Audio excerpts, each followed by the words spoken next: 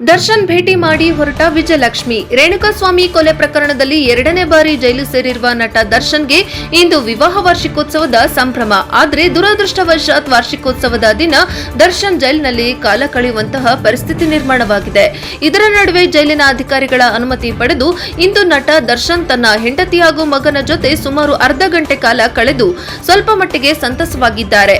ಈ ಬಗ್ಗೆ complete details ಇಲ್ಲಿದೆ ನೋಡಿ. ವಿವಾಹ ವಾರ್ಷಿಕೋತ್ಸವದ ದಿನ ದರ್ಶನ್ ಭೇಟಿಗೆ ಬಂದ ವಿಜಯಲಕ್ಷ್ಮಿ ಮಗ ವಿನೀಶ್ನನ್ನು ಕಂಡ ದರ್ಶನ್ ಭಾವುಕ. ಮಗ ವಿನೀಶ್ಗೆ ಧೈರ್ಯ ಹೇಳಿ ಕಳಿಸಿರುವ ಚಾಲೆಂಜಿಂಗ್ ಸ್ಟಾರ್. ಸುಪ್ರೀಂ ಕೋರ್ಟ್ನಲ್ಲಿ ನಟ ದರ್ಶನ್ ಜಾಮೀನು ಅರ್ಜಿ ವಜಾ ಆದ ಬೆನ್ನಲ್ಲೇ ತೀವ್ರ ಖಿನ್ನತೆಗೆ ಒಳಗಾಗಿದ್ದ ದರ್ಶನ್ಗೆ ಇಂದು ಸ್ವಲ್ಪ ಮಟ್ಟಿಗೆ ಸಂತಸ ಉಂಟಾಗಿದೆ ಎಂದೇ ಹೇಳಬಹುದು.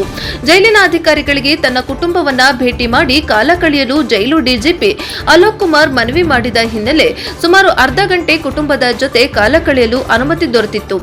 ಇದರ ಹಿನ್ನೆಲೆ ಇಂದು ವಿಜಯಲಕ್ಷ್ಮಿ ಮಗ ವಿನೀಶ್ ಇಂದು ಕೇಂದ್ರ ಕಾರಾಗೃಹಕ್ಕೆ ಭೇಟಿ ನೀಡಿದ್ದರು. ಸುಮಾರು ಅರ್ಧ ಗಂಟೆ ಕಾಲಾವಕಾಶ ನೀಡಿದ್ದು ವಿಜಯಲಕ್ಷ್ಮಿ ತಮ್ಮ ಪತಿಗಾಗಿ ಹಣ್ಣು ಹಂಪಲು ತೆಗೆದುಕೊಂಡು ಹೋಗಿ ದರ್ಶನ್ ಜೊತೆ 30 ನಿಮಿಷ ಕಾಲ ಕಳೆದಿದ್ದಾರೆ. ದರ್ಶನ್ ಹೆಂಡತಿ ಪುತ್ರ ಸೇರಿ ಒಟ್ಟು 3 ಮಂದಿಗೆ ದರ್ಶನ್ ಭೇಟಿಗೆ ಅವಕಾಶ ನೀಡಿದ್ದು ಮಗನನ್ನು ಕಂಡ ತಕ್ಷಣ ದರ್ಶನ್ ಭಾವುಕರಾಗಿದ್ದಾರೆ.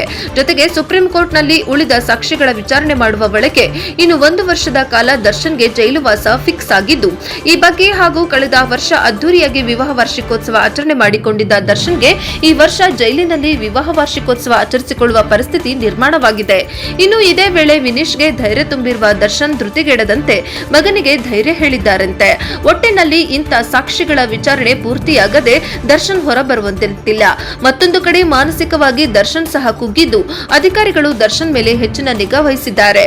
ಇನ್ನು ಈ ಪ್ರಕರಣ ಇನ್ಯಾವ ಹಂತಕ್ಕೆ ತಲುಪುತ್ತದೆ ಎಂಬುದನ್ನು ಕಾದು ನೋಡಬೇಕಿದೆ.